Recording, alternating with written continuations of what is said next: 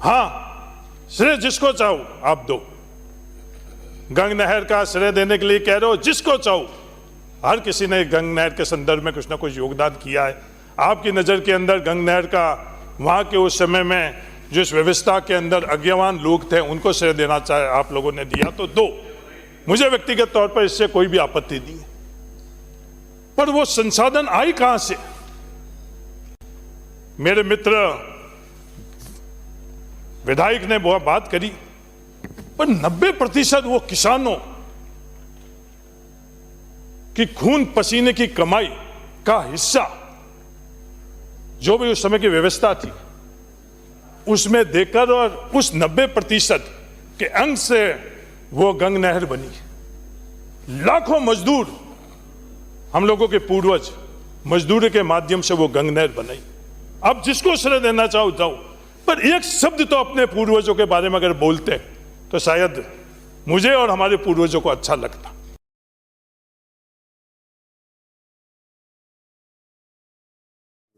अभी शहर की आदत ये है, दिन में तो लाइट चस्ती है और रात को जब जरूरत है जब स्ट्रीट लाइट नहीं चस्ती है। 20-20 वार्डों को ठेका दे रखा है, ठेकेदार मजे कर रहे हैं, अफसर मजे कर रहे हैं और जनता अंधेरे में डुबकी लगा रही है। तो ये जो अराजक व्यवस्था है, मैं समझता हूँ बिजली जलती भी है लेकिन आवश्यकता वो वक्त नहीं जलती, इसलिए इस तरह की अंधेर नगरी और चौपट राजा वाली स्थिति हो रही है। न कोई सुनने वाला है न कोई देखने वाला है, जेबें भरने में लगे हुए हैं। ये इसको दुरुस्त करने के लिए अधिकारियों को ठीक करने के लिए लोगों की जो सुविधाएं मिलनी चाहिए वाजिब है वो मिले, इसके लिए ये जन सुनवाई है। अभी शहर की आदत ये है, दिन में तो लाइट चस्ती है और रात को जब जरूरत है जब स्ट्रीट लाइट नहीं चस्ती है। 20-20 वार्डों को ठेका दे रखा है, ठेकेदार मजे कर रहे हैं, अफसर मजे कर रहे हैं और जनता अंधेरे में डुबकी लगा रही है। तो ये जो अराजक व्यवस्था है, मैं समझता हूँ बिजली जलती भी है लेकिन आवश्यकता वो वक्त नहीं जलती, इसलिए इस तरह की अंधेर नगरी और चौपट राजा वाली स्थिति हो रही है। न कोई सुनने वाला है न कोई देखने वाला है, जेबें भरने में लगे हुए हैं। ये इसको दुरुस्त करने के लिए अधिकारियों को ठीक करने के लिए लोगों की जो सुविधाएं मिलनी चाहिए वाजिब है वो मिले, इसके लिए ये जन सुनवाई है। अभी शहर की आदत ये है, दिन में तो लाइट चस्ती है और रात को जब जरूरत है जब स्ट्रीट लाइट नहीं चस्ती है। 20-20 वार्डों को ठेका दे रखा है, ठेकेदार मजे कर रहे हैं, अफसर मजे कर रहे हैं।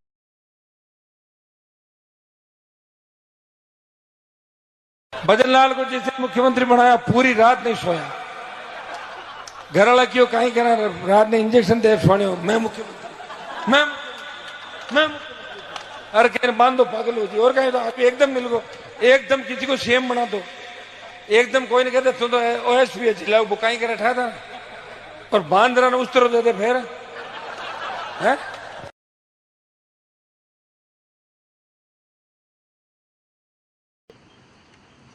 मैं ये कहना चाहूँगा, आज सुबह हमारे विधायक दल की बैठक हुई है जिसमें सभी विधायकों ने सर्वसम्मति से ये बात कही है कि जिस कॉन्स्टिट्यूशन क्लब का शिलान्यास, निर्माण कार्य और उद्घाटन पुराने कांग्रेस समय में हो गया था, जिसमें सत्ता पक्ष भी और विपक्ष भी, आदरणीय अशोक गहलोत जी, सीपी जोशी जी, शांति धारीवाल जी, नेता प्रतिपक्ष राजेंद्र राठौड़ जी, सब लोग उसके अंदर शामिल थे। उनकी पट्टिका बाकायदा दोनों कॉन्स्टिट्यूशन क्लब के अंदर लगी हुई है। उसके बावजूद शुभारंभ के नाम पे वापस इसका उद्घाटन ये लोग करना चाह रहे हैं, जो मैं समझता हूँ एक गलत परंपरा यहाँ डल रही है।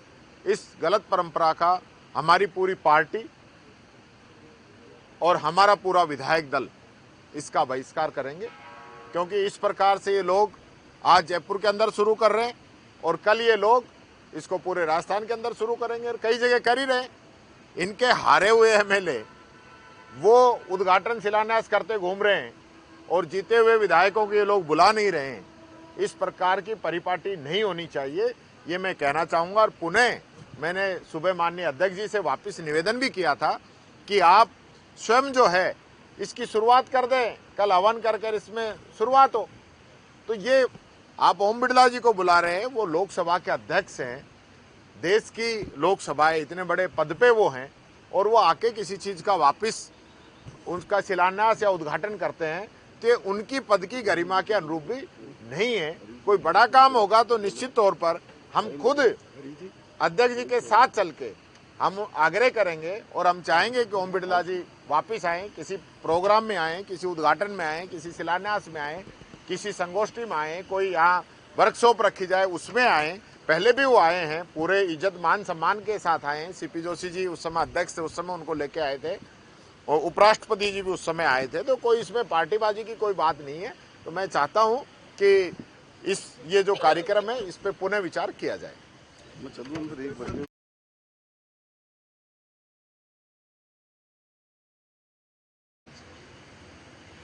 इससे ज़्यादा शर्मनाक इशू नहीं हो सकता है।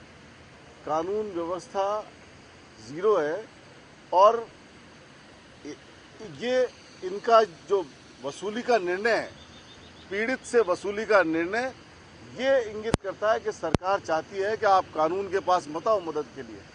आप तो जो चौथ वसूली वाले हैं उनको पैसे दे दो ताकि आप सेफ हो जाओ, महफूज हो जाओ। अगर ये इनकी मंशा ये होती तो उसको न्याय भी दिलाते, मुलजिम को भी पकड़ते, सिक्योरिटी भी देते। ये मुलजिम को पकड़ना तो दूर, जो शिकायत लेके आ रहा है उससे बिल वसूल कर रहे हैं। तो आगे आने वाले समय में कोई आदमी कानून के पास गुहार लगा के नहीं जाएगा। उसको ये पता होगा कि मैं इससे बार्गेनिंग कर लूं क्रिमिनल से, बजाय सरकार के पास जाने के मैं क्रिमिनल से बार्गेनिंग कर लूंगा तो मैं ज्यादा सस्ते में छूटूंगा। ये सरकार का व्यू है। तो इससे ज्यादा शर्मनाक बात श्रेय जिसको चाहो आप और दो। यही रीजन था। हम गंग नहर का श्रेय देने के लिए कह रहे हो, जिसको चाहो। हर किसी ने गंग नहर के संदर्भ में कुछ न कुछ योगदान किया है। आपकी नजर के अंदर गंग नहर का वहां के उस समय में जिस व्यवस्था के अंदर अज्ञावान लोग थे उनको श्रेय देना चाहे आप लोगों ने दिया तो दो। मुझे व्यक्तिगत तौर पर इससे कोई भी आपत्ति नहीं, सरकार को अपना पर वो संसाधन आई कहां से? लेना चाहिए और क्रिमिनल को गिरफ्तार मेरे मित्र, पीड़ित से कोई वसूली नहीं की जाए। विधायक ने बहुत बात करी, हम सब पर 90% वो किसानों की खून वो पर्यटन विभाग बिल्कुल पिटा हुआ है। पर्यटन विभाग के कर्मचारियों को देने के लिए पैसा नहीं है, पेंशन नहीं। दिया कुमारी जो राजस्थान की उप मुख्यमंत्री है, वो खुद को इतनी बड़ी सेलिब्रिटी मानती है, और वो राजस्थान की सरकार उनको वो कोई बिल्कुल बच्ची दौड़ना, कोई फिल्मों में काम नहीं करती है। शाहरुख खान आता है, यदि किसी और को शाहरुख खान को हाथ डाल के पकड़ के ले जाता ना, कांग्रेस की नेता को किसी, तो पूरे देश में हंगामा कर देते, देखो ये शाहरुख खान, ये सनातन धर्म की मानने वाली उप मुख्यमंत्री के हाथ पकड़ के कमर में हाथ डाल के ले जा रहा, ये देखो पाप कर दिया। वो ले जा रहा है वीडियो में, कोई नहीं बोला बीजेपी वाले कहां गए। तो बेचारा शाहरुख खान हीरो ले ही जाएगा, हम भी क्यों बुरा भाई, ठीक है लेके दिया कुमारी जी को हाथ पकड़ लेंगे, दिया कुमारी राजी, शाहरुख खान राजी, माफा लड़ूंगा। लेकिन वो दिया कुमारी ने तो कमाल कर दिया, आईफा में तो दे रही है वो 80 या 100 करोड़ रुपए, और गोविंद देव जी का मंदिर है जयपुर में, और वो गोविंद देव जी के मंदिर में हमने दिए 100 करोड़ रुपए विकास के लिए, कृष्णायन कॉरिडोर बनाने के लिए। उस कॉरिडोर का पैसा लेके और उन्होंने वो तो आईफा को दे रही है, और उसका पैसा खत्म कर दिया। ये सनातन का नाटक करते हैं। ये पता नहीं सनातन होता है क्या इन बीजेपी के नेताओं को, और गोविंद देव जी के मंदिर के पैसे ले लिए और आईफा में 100 करोड़ रुपए दे रहे हैं, तो ऊपर से पैसे कमाएंगे। जो आईफा से हमें क्या फायदा है, और राजस्थान का क्या हेरिटेज बढ़ाएगा, या नाच गाने हो जाएंगे, डांस होंगे, सबको पास नहीं कर दिया कुमारी, खुद मजे ले लेगी, खुद के बीजेपी वाले मजे ले लेंगे, डांस देख लेंगे। आईफा वाले आएंगे 4-5 हजार करोड़ रुपए यहाँ से कमाएंगे। आईफा वाले, आईफा तो एक संस्था है, वो ले जाएंगे 100 करोड़ रुपए सरकार से और ले लेंगे। तो माल पानी कमाने का तरीका।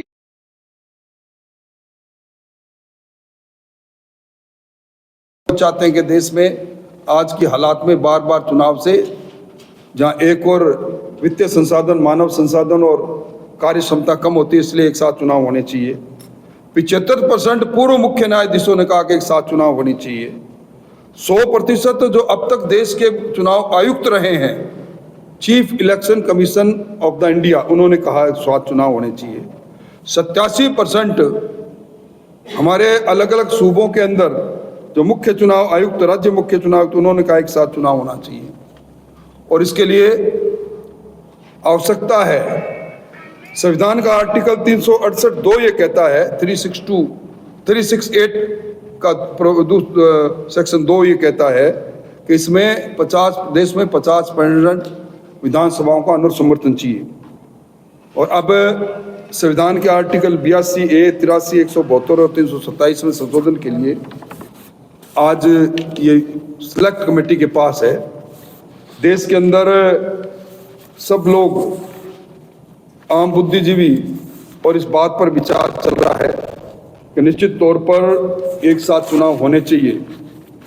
अब आपको ध्यान होगा कि 1967 तक लोकसभा विधानसभा के चुनाव एक साथ होते थे। 1968 में कुछ विधानसभाओं को कांग्रेस ने उस समय से पहले भंग किया, इसलिए अलग अलग चुनाव होने लगे। चौथी लोकसभा जो थी 1970 में, वो समय से पहले भंग कर दी गई थी। 1971 में नए चुनाव हुए। पहली, दूसरी और तीसरी लोकसभा ने 5 वर्ष कार्यकाल अपना पूरा किया। फिर आपातकाल की घोषणा हुई और लोकसभा का समय 1977 तक बढ़ाया। 8वीं, 10वीं, 14वीं और 15वीं इन लोकसभाओं ने 5 साल का कार्यकाल अपना पूरा किया। 6ठी, 7वीं, 9वीं, 11वीं, 12वीं और 13वीं से लोकसभा समय से पहले भंग हुई। ये सारी हालात इस बात को बताते हैं कि आज हमारा लोकतंत्र, जिसे पूरी दुनिया हमें लोकतंत्र की जननी कहते हैं, हमारे संविधान निर्माताओं ने भी ये बात रखी थी कि एक साथ चुनाव होंगे। उस और ये नवाचार निश्चित तौर पर इस देश में लोकतंत्र को सुदृढ़ करने के लिए एक और कदम साबित होगा। आज समय की मांग है कि एक साथ चुनाव। मोटे तौर पर राजस्थान के बजट पर, केंद्र के बजट पर, वन नेशन वन इलेक्शन पर मैंने मोटी मोटी बातें आपको कही। आपका कोई विषय हो मेरे से जानकारी के लिए तो आप जरूर। जो लगभग 28,000 प्रश्नों की थी, उसको सौंपकर उन्होंने विस्तृत रूप से कहा कि देश के अंदर एक साथ चुनाव होने चाहिए। और आज दिसंबर 2024 को माननीय प्रधानमंत्री जी की अगुवाई के अंदर लोकसभा ने संघ राज्य क्षेत्र विधि संशोधन विधेयक पास किया, जिसको हम 129वां संशोधन कॉन्स्टिट्यूशन अमेंडमेंट कह सकते हैं। आज ये मंत्रिमंडल ने इसकी प्रशंसा की थी। मोदी जी के मंत्रिमंडल ने आज भी संसदीय समिति के सामने ये विचार सारी बातें हैं। 2024 में एक मोटा आंकलन था, लोकसभा के चुनाव में 1,35,000 करोड़ रुपए खर्च हुए। 2019 के अंदर 55,000 से 60,000 करोड़ रुपए खर्च हुए। देश में बार बार चुनाव होने से अब तक 4 लाख से लेकर 7 लाख करोड़ रुपए खर्च हुए। अगर एक साथ चुनाव हो तो हमारी पूरे देश की जीडीपी का 1.5% जितनी बड़ी राशि की बचत हो सकती है। हमारी स्वास्थ्य योजनाओं पर 50% अधिक खर्च हो सकता है। हमारी शिक्षा के क्षेत्र में 33% अधिक खर्चा हो सकता है। और एक साथ चुनाव का मतलब है एक मतदाता सूची और एक मतदान दिवस। कोविड जो रामनाथ कोविंद जी की समिति थी, उसमें देश के गृह मंत्री जी, प्रतिपक्ष के नेता उस समय गुलाब नबी जी थे, वो और हरीश साल्वे जैसे वरिष्ठ विधिवेत्ता बात कर रहे हैं। 18 सितंबर 2024 को केंद्र ने सिफारिश की थी। और इसका अर्थ यह है एक साथ चुनाव होने का, पहले लोकसभा और विधानसभा के चुनाव सब जगह एक साथ हो और उसके 100 दिन के भीतर पूरे देश में पंचायती राज संस्थाओं और स्थानीय निकायों के चुनाव हो। आज जो रामनाथ कोविंद समिति ने देश के विभिन्न जगह पर इस पर सहमति के आधार पर जो लोगों से बात की, ऑनलाइन उन्होंने राय पूछी। 83% लोगों की राय जो उनके पास आई, उन्होंने कहा कि एक साथ चुनाव कराओ।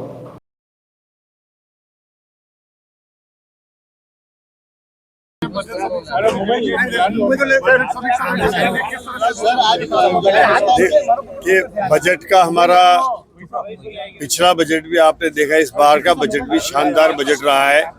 और हमारा भजन लाल जी की सरकार की एक विशेषता रही है कि बजट के बाद उसकी क्रियान्विति पर बहुत ही महत्वपूर्ण तरीके से प्रयास किए जा रहे हैं।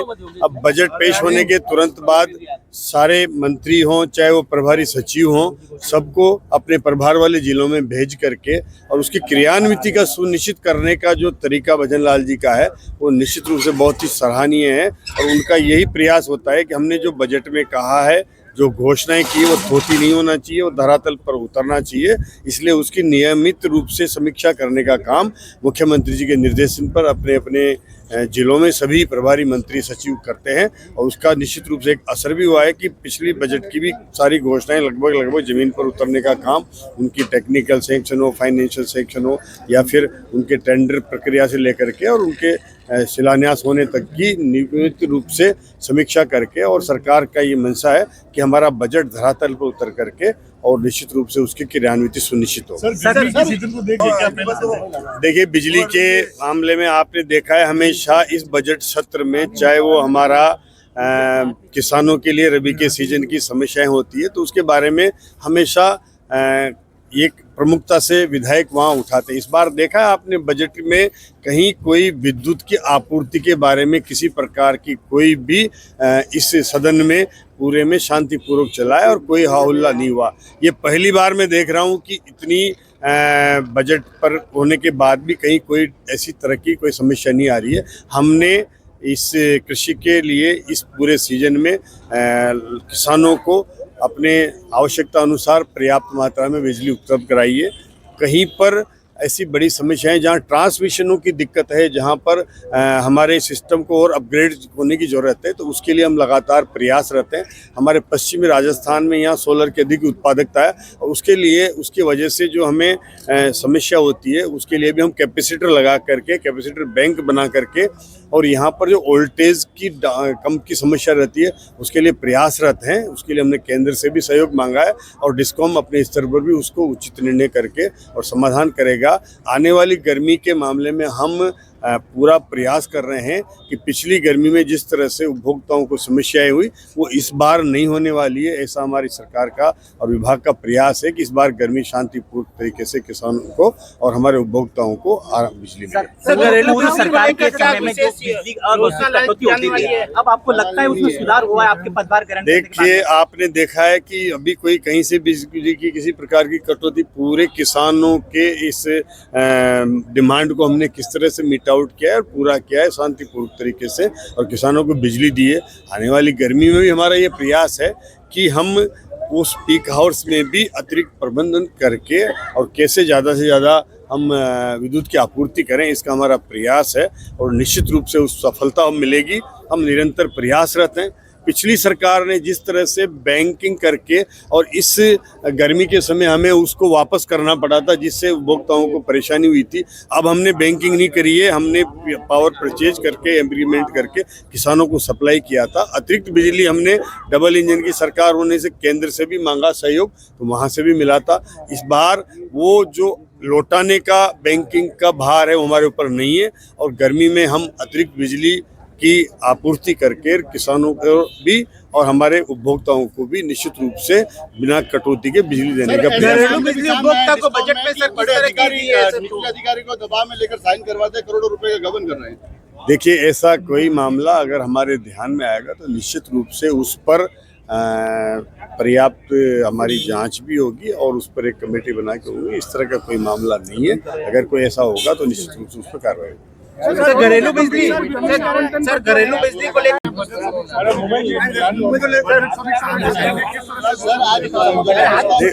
कि बजट का हमारा पिछला बजट भी आपने देखा, इस बार का बजट भी शानदार बजट रहा है। और हमारा भजन लाल जी की सरकार की एक विशेषता रही है कि बजट के बाद उसकी क्रियान्विति पर बहुत ही महत्वपूर्ण तरीके से प्रयास किए जा रहे हैं।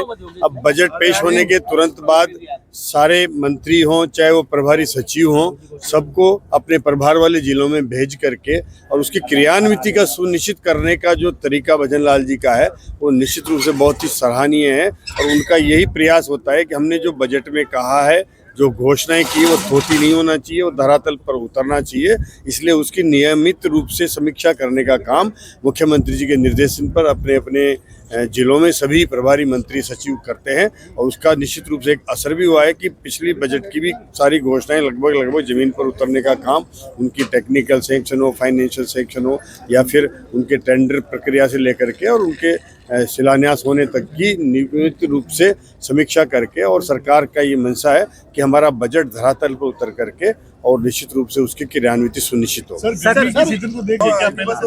देखिए, बिजली के मामले में आपने देखा है हमेशा इस बजट सत्र में, चाहे वो हमारा किसानों के लिए रबी के सीजन की समस्याएं होती है तो उसके बारे में हमेशा एक प्रमुखता से विधायक वहाँ उठाते हैं। इस बार देखा है आपने बजट में कहीं कोई विद्युत की आपूर्ति के बारे में किसी प्रकार की कोई भी इस सदन में पूरे में शांतिपूर्वक चला है और कोई हाहुल्ला नहीं हुआ। ये पहली बार मैं देख रहा हूँ कि इतनी बजट पर होने के बाद भी कहीं कोई ऐसी तरह की कोई समस्या नहीं आ रही है। हमने इस कृषि के लिए इस पूरे सीजन में किसानों को अपने आवश्यकता अनुसार पर्याप्त मात्रा में बिजली उपलब्ध कराई है।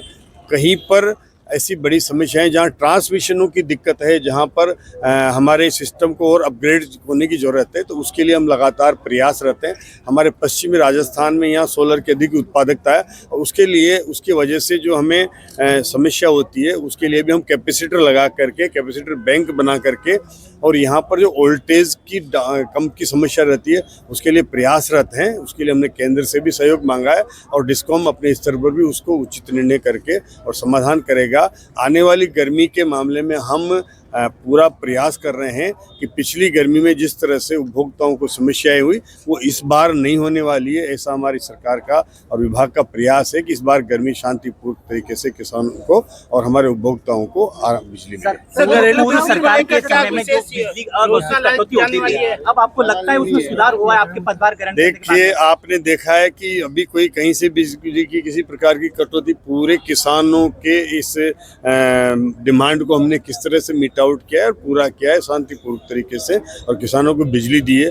आने वाली गर्मी में भी हमारा ये प्रयास है कि हम उस पीक हाउस में भी अतिरिक्त प्रबंधन करके और कैसे ज़्यादा से ज़्यादा हम विद्युत की आपूर्ति करें, इसका हमारा प्रयास है और निश्चित रूप से उस सफलता मिलेगी।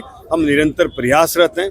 पिछली सरकार ने जिस तरह से बैंकिंग करके और इस गर्मी के समय हमें उसको वापस करना पड़ा था जिससे उपभोक्ताओं को परेशानी हुई थी, अब हमने बैंकिंग नहीं करी है। हमने पावर परचेज करके, एग्रीमेंट करके किसानों को सप्लाई किया था। अतिरिक्त बिजली हमने डबल इंजन की सरकार होने से केंद्र से भी मांगा सहयोग, तो वहाँ से भी मिला था। इस बार वो जो लौटाने का बैंकिंग का भार है वो हमारे ऊपर नहीं है और गर्मी में हम अतिरिक्त बिजली की आपूर्ति करके किसानों को भी और हमारे उपभोक्ताओं को भी निश्चित रूप से बिना कटौती के बिजली देने का प्रयास। बिजली उपभोक्ता को बजट में सर बड़े अधिकारी को दबाव में लेकर साइन करवाते करोड़ों रुपए का गबन कर रहे हैं।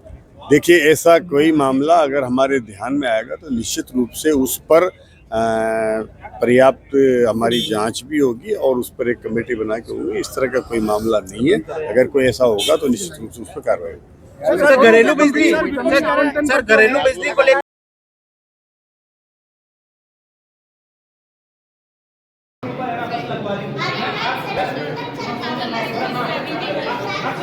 पैसे देने को भी तैयार थे बस जाने के लिए।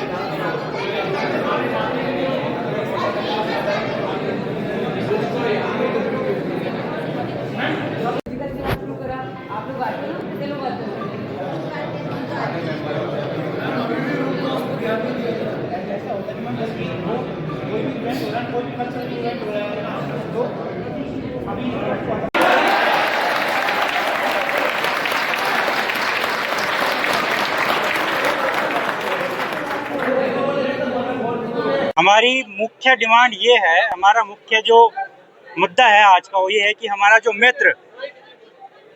हमारा मित्र सुनील बेरवा, जिसकी आज आकस्मिक मृत्यु हुई है, इसका पूरी जिम्मेदारी कॉलेज प्रशासन पर है।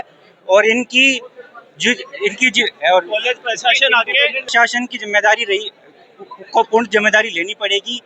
और जो सुनील बेरवा है, उसकी जो मृत्यु हुई है, उसका कारण हमें बताना पड़ेगा। और उसका जो मुख्य कारण रहा है कि ये जो हमने प्रोफेसर के नाम गिनाए हैं, उन पे कार्यवाही की मांग कर रहे हैं हम।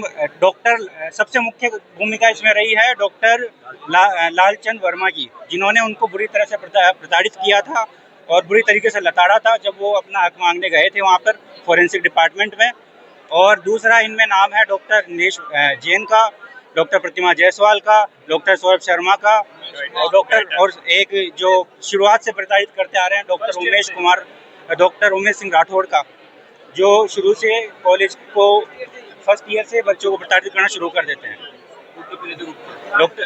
मेरा नाम डॉक्टर शाकिर परवेज है, मैं 2018 बैच से पास आउट हूँ। अपनी मांगे मांग रहे थे, कॉलेज प्रशासन बाहर आके हमारे मुंह पे हंस के गया है।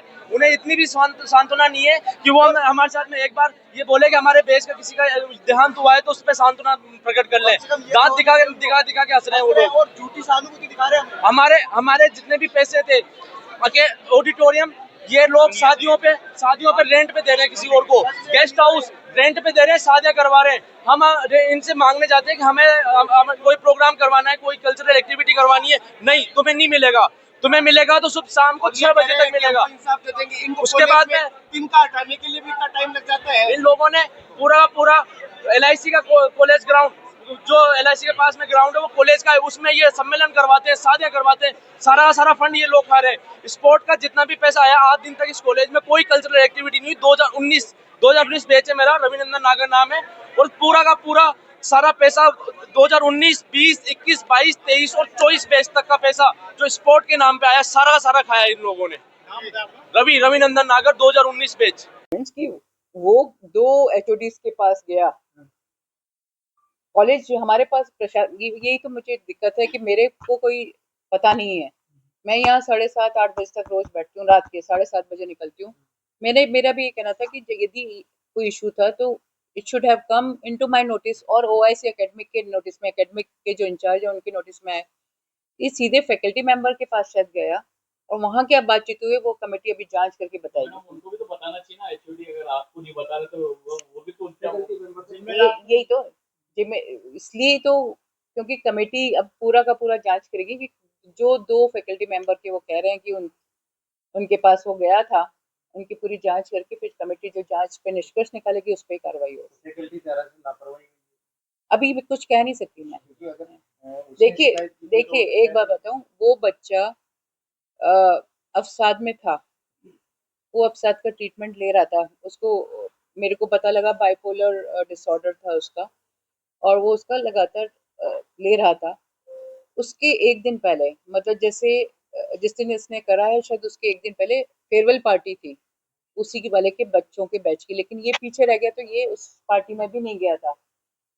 जो इसका दोस्त है जो उस पार्टी में गया था, उसने ये बताया कि मेरा ये दोस्त नहीं गया था और ये कमरे में ही था। तभी तो पता लगा कि ये कमरे में ही एक दिन से बंद है।